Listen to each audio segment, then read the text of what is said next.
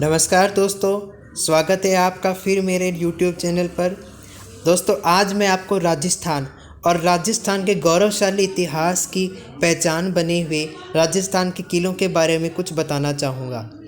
राजस्थान के किले जो अपने अंदर बहुत ही ज़्यादा अपना रूप, अपना सौंदर्य और अपनी विरासत, साथ में अपनी शौर्य गाथा को लेकर के समेटे हुए हैं, उनके बारे में मैं आज आपको बताना चाहूँगा। तो आइए दोस्तों, शुरुआत करते हैं इस वीडियो की, जिसमें मैं आपको राजस्थान के दुर्गों के बारे में बताऊँगा। दोस्तों, सबसे पहले मैं आपको बताऊंगा कि जो किले या फिर दुर्ग है, उसे पढ़ने से पहले अगर हमें दुर्ग की परिभाषा नहीं मालूम तो दुर्गों को पढ़ने का कोई अर्थ नहीं है। तो दोस्तों, सबसे पहले मैं आपको दुर्ग की परिभाषा बता देता हूँ। दोस्तों, जब पुराने समय में पुराने राजे महाराजे जब अपनी सेना, अपनी प्रजा और अपने राज परिवार को बचाने के लिए एक महफूज किले या फिर एक महफूज दुर्ग जहाँ पर कोई नहीं पहुँच सकता और शत्रु सेना को पहुँचने में भी दिक्कत हो, तो उस जगह को एक महल के रूप में तब्दील कर देते थे। वो जो महल है वो सुरक्षा की दृष्टि से बहुत ही उपयुक्त माना जाता था, तो उसी महल को दुर्ग कहा जाता है दोस्तों। तो ये तो हो गई दुर्ग की परिभाषा, जिसमें कि मतलब ये है कि शत्रु सेना से बचने के लिए जो राजे महाराजे अपने विशाल भवन या महल सुरक्षा के लिए बनवाते थे, उन्हें दुर्ग कहा जाता है। इन्हें गढ़ या फिर कोट भी आम बोलचाल की भाषा में बोला जाता है, जिसका मतलब दुर्ग ही होता है।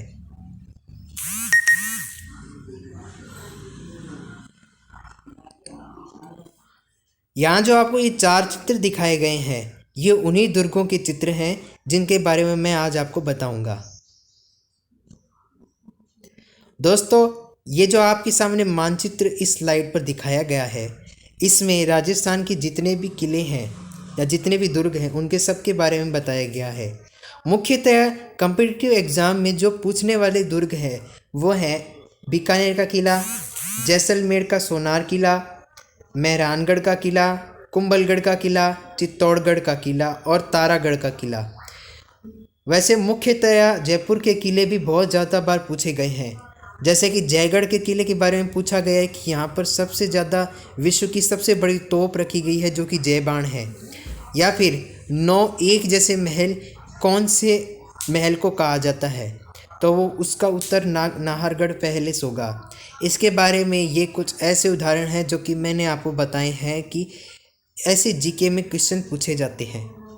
तो उन्हीं सब के बारे में मैं आपको आज इस वीडियो में बताना चाहूँगा, और आने वाली इस सारी वीडियो में मैं आपको राजस्थान की सारी जो संस्कृति है, स्थापत्य कला है, उन सब के बारे में मैं आपको बताऊँगा। तो दोस्तों, शुरुआत करते हैं आज के पहले किले से। राजस्थान के चित्रकूट दुर्ग, राजस्थान का गौरव या फिर प्राचीन किलों के सिरमौर के नाम से जाने जाने वाले चित्तौड़गढ़ किले के बारे में आइए दोस्तों आपको बताता हूँ। जैसा कि आप सब इस 3 शब्दों से समझ गए होंगे कि इन तीनों का मतलब चित्तौड़गढ़ किले से है। चित्तौड़गढ़ किला जो कि अपने अंदर बहुत ही ज़्यादा गौरवशाली इतिहास समेटे हुए है, इस किले का निर्माण चित्रांगद मौर्य द्वारा किया गया था। तो अगर आपसे कोई पूछ ले कि चित्तौड़गढ़ किले को किसने बनवाया था, तो आपका उत्तर होगा चित्रांगद मौर्य ने। दोस्तों, इसके बारे में एक प्रमुख बात जो कि आप सबको पता होनी चाहिए, वो ये कि जो चित्तौड़गढ़ का किला है उसमें 3 साके हुए थे। यहाँ साके से आपका मतलब होगा कि प्राचीन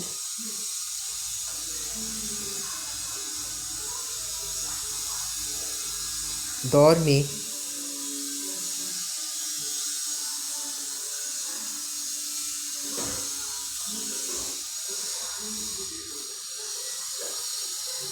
स्त्रियों द्वारा जौहर,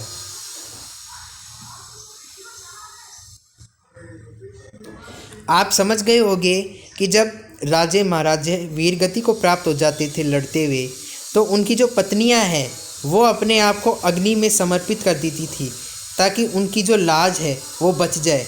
तो उसी को जौहर कहा जाता था। और यही जौहर राजस्थान की पहचान भी बन चुकी थी। और जो पहला जौहर है वो कर्मावती बाई ने किया था, लेकिन जो प्रमुख चित्तौड़गढ़ का जो जौहर है वो यह पहले वाला जौहर है जो 1303 में हुआ था। इसमें दिल्ली के सुल्तान अलाउद्दीन खिलजी ने जब राजा रतन सिंह जो कि तत्कालीन चित्तौड़गढ़ के महाराज थे, उनकी जो पत्नी थी पद्मावती, उनके ऊपर जब उनकी जो सुंदरता है उनकी उन्होंने तारीफ़ सुनी थी, तो अलाउद्दीन खिलजी ने भी सोचा था कि चलो इन्हें अपनी पत्नी बना लेते हैं।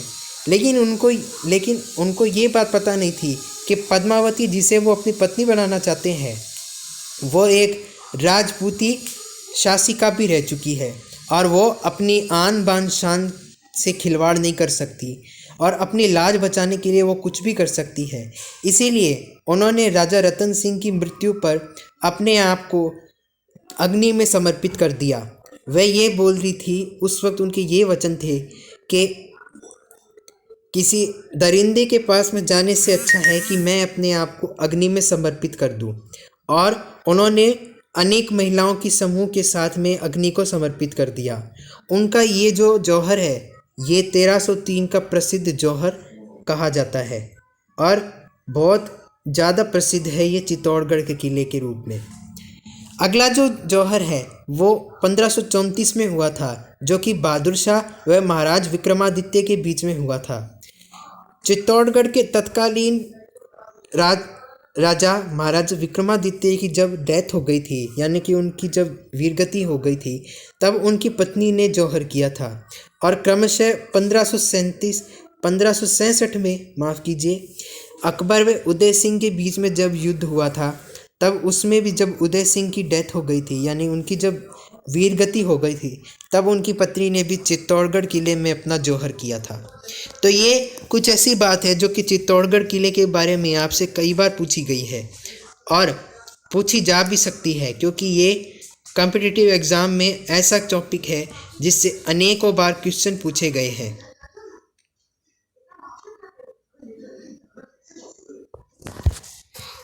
इस चित्र में आपको जो किला दिखाया गया है वो किला चित्तौड़गढ़ का किला है।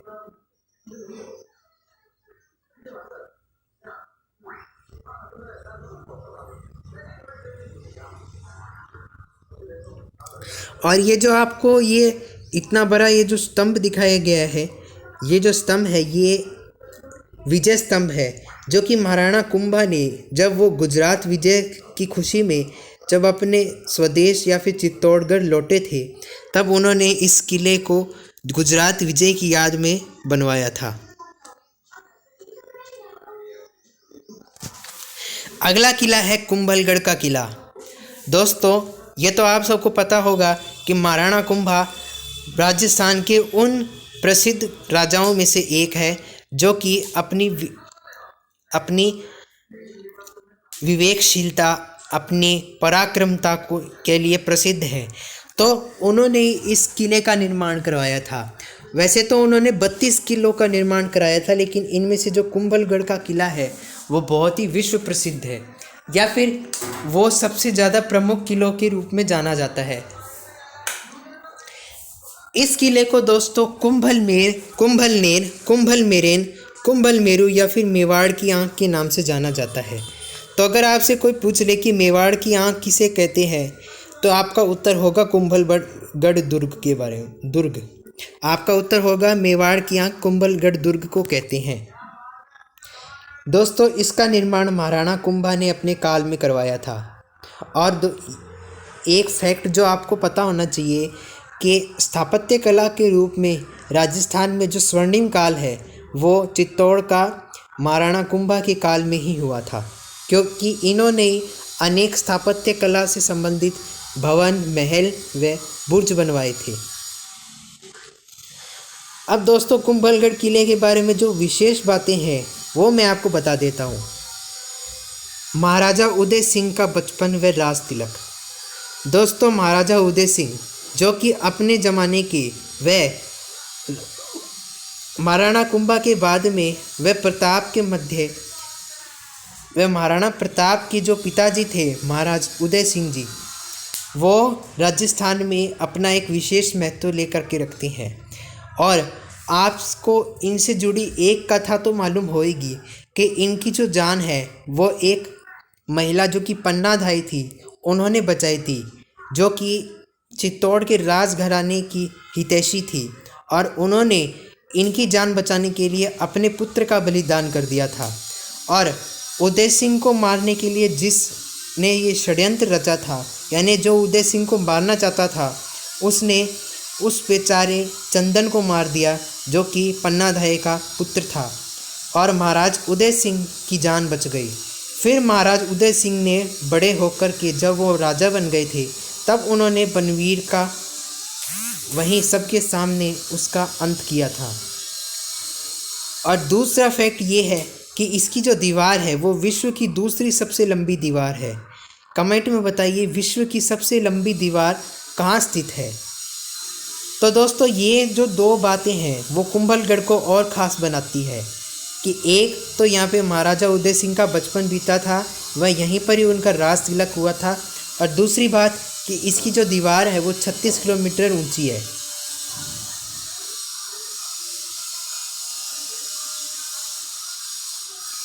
ये जो आप चित्र देख रहे हैं ये चित्र उसी कुंभलगढ़ किले का चित्र है।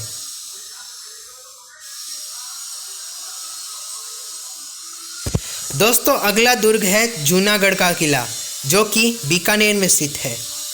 दोस्तों बीकानेर जो अपने खान पान, अपने रुतबे, अपनी स्थापत्य कला के लिए पूरे राजस्थान में व अपने मंदिरों के लिए पूरे विश्व में प्रसिद्ध है, उसी बीकानेर में एक किला है जिसका नाम है जूनागढ़ का किला।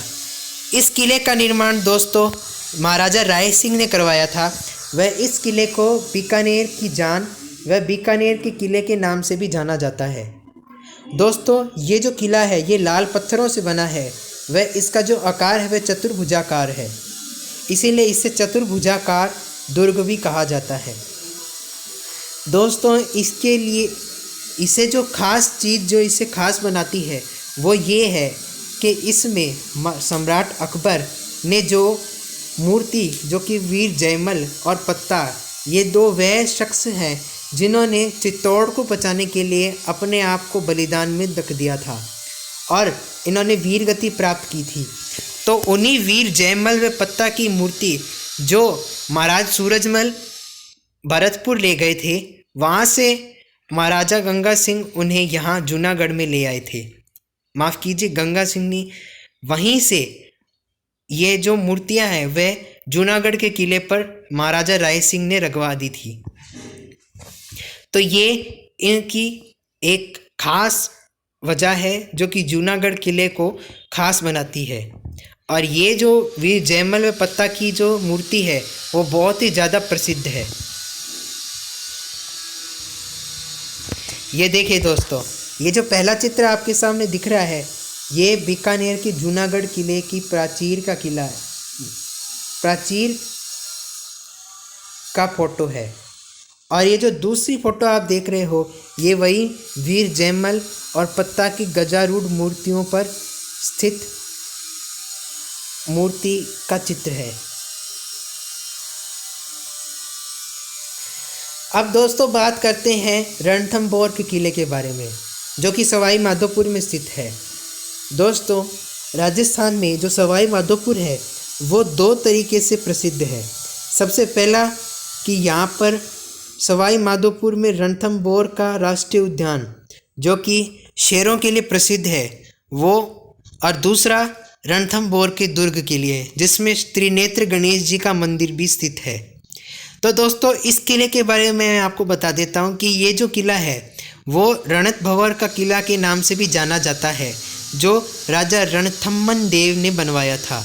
और ऐसा माना जाता है कि ये जो किला है ये राजस्थान का सबसे प्राचीन किला है जो कि इस 10वीं सदी यानी 994 ईस्वी में बनवाया गया था। अबुल फजल जो कि अकबर सम्राट का दरबारी कवि था और नवरत्नों में से एक था, उन्होंने इसके बारे में ये कहा है कि अन्य सब किले नंगे हैं लेकिन ये जो किला है ये बख्तरबंद है, यानी कि इसके अंदर वो सभी तरीके मौजूद है जिससे कि शत्रु सेना का मुकाबला कर सकते हैं और उसे ख़त्म कर सकते हैं। तो अगर आपसे कोई उक्ति क्वेश्चन में पूछ ले कि ये जो उक्ति है ये किसने कही है, तो और किस किले के बारे में कही है, तो आपका उत्तर होगा अबुल फजल ने कही है और रणथंबोर दुर्ग के बारे में कही है। दोस्तों, एक खास बात जो इसको और ख़ास बनाती है वो ये कि ये 7 पर्वतों से घिरा हुआ रणथंबोर का किला है, जो कि दूर से दिखाई नहीं देता और पास से दिखाई दे। और आप इसका चित्र पास से देखेंगे तो ऐसा लगेगा जैसे कि इसके ऊपर सोने से नक्काशी की गई है।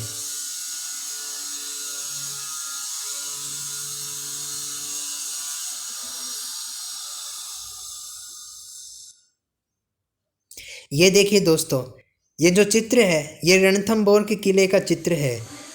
दूर से तो ये आपको दिखाई नहीं देगा, लेकिन जब पास आकर के आप इसे देखेंगे तो आपको ऐसा प्रतीत होगा जैसे इसके ऊपर किसी ने सोने का पेंट कर दिया है या फिर सोने जैसा रंग लगवा दिया है।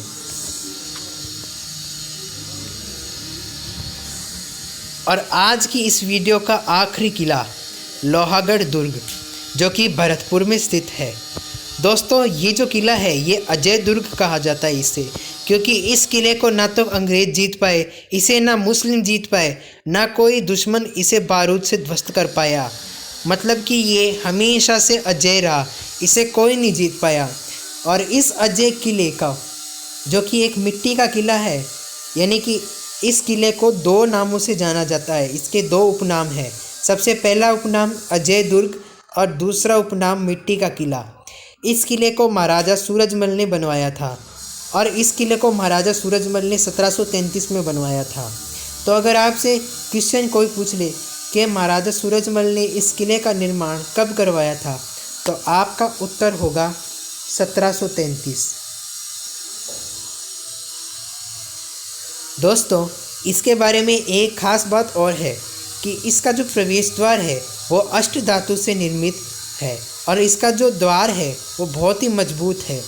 ऐसा कहते हैं कि इसका जो द्वार है वो लोहे से बनवाया गया है और इसे कोई भी ध्वस्त नहीं कर पाया आज तक। और इसे ध्वस्त करने के लिए मजबूत से मजबूत आदमियों के भी पसीने छूट गए थे। एक और ख़ास बात जो इसे खास बनाती है वो ये कि इस पर 2 बुर्ज स्थित हैं। बुर्ज वह जगह होती है जहाँ पर राजाओं का राज तिलक होता है। तो जवाहर बुर्ज और फतेह बुर्ज नाम से यहाँ पे 2 बुर्ज स्थित हैं, जो इसके विशेष आकर्षण के केंद्र है। वह जवाहर बुर्ज पर जाट राजाओं का राज तिलक होता था। तो अगर आपसे पूछ ले कि लोहागढ़ दुर्ग के कौन से बुर्ज पर जाट राजाओं का राज तिलक होता था, तो आपका उत्तर होगा कि जवाहर बुर्ज पर जाट राजाओं का राज तिलक होता था।